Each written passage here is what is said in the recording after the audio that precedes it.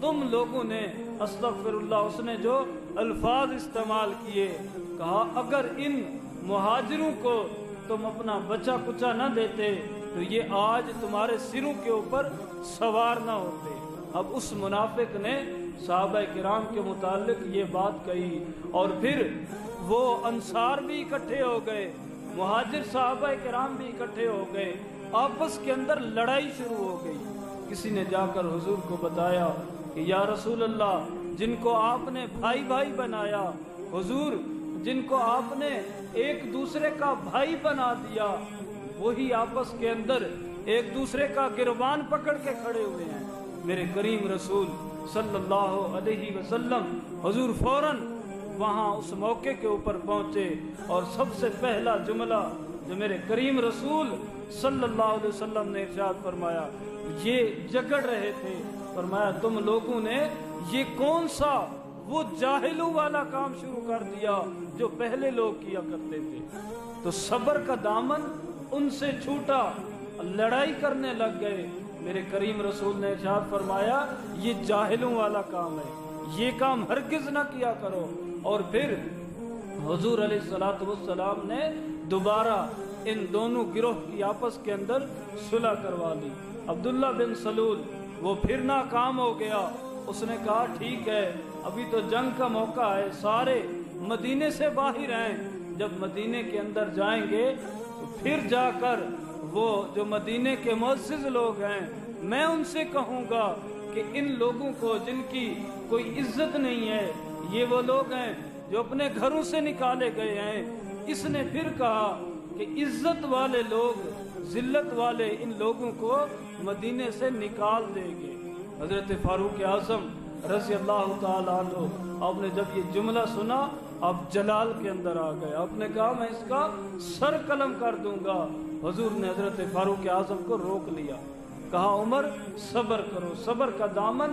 تھام کے رکھو، ابھی اس کو کچھ نہ کہو، یہ نہ ہو کہ تو اس کا سر قلم کر دے اور لوگ کہیں کہ محمد عربی اپنے ہی کلمہ پڑھنے والوں کو مار رہا ہے۔ حضور نے فرمایا عمر صبر کر۔ اور پھر جب جنگ ختم ہوئی، مسلمان صحابہ کرام واپس مجاہدین جنگ کر کے دوبارہ مدینے کے اندر گئے تو مدینے کے دروازے کے اوپر عبداللہ بن سلول کا اپنا بیٹا عبداللہ، وہ حضور کا سچا عاشق تھا، وہ حضور کا سچا غلام تھا، اس نے دروازے کے اوپر مدینے کے جہاں سے لوگوں نے اندر جانا تھا تلوار لے کر کھڑا ہے اور کہا تو نے حضور کو یہ کہا، حضور کے غلاموں کو یہ کہا کہ وہ ذلت والے ہیں، کہا چاہے تو میرا باپ ہے لیکن تو نے مصطفیٰ کی بے ادبی کی،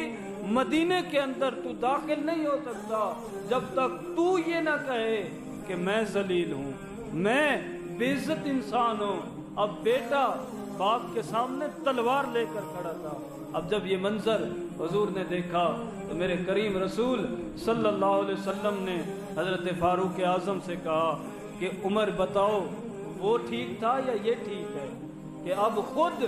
بیٹا اپنے باپ کو ناکاب کر رہا ہے کہ باپ اگر منافق ہے تو بیٹا مومن بن کے اس کے مقابلے کے اندر کھڑا ہے اور میری عزت کا پہرا دے رہا ہے۔ اس لیے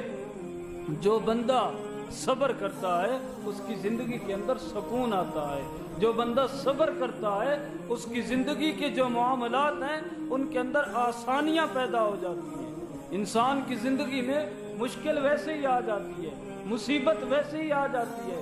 آ گئی ہے صبر کا دامن تھام لیں، صبر کر لیں گے۔ ان اللہ مع الصابرین، اللہ کا وعدہ کہ میں اپنے صبر کرنے والے بندوں کے ساتھ ہوں، اللہ پھر وہ وعدہ پورا کرتا ہے۔ پھر مصیبت چاہے جتنی مرضی بڑی ہو، اللہ بندے کو اتنا صبر دیتا ہے، اللہ اتنی ہمت دیتا ہے کہ وہ مصیبت اس کے اندر وہ آسانی سے نکل آتا ہے۔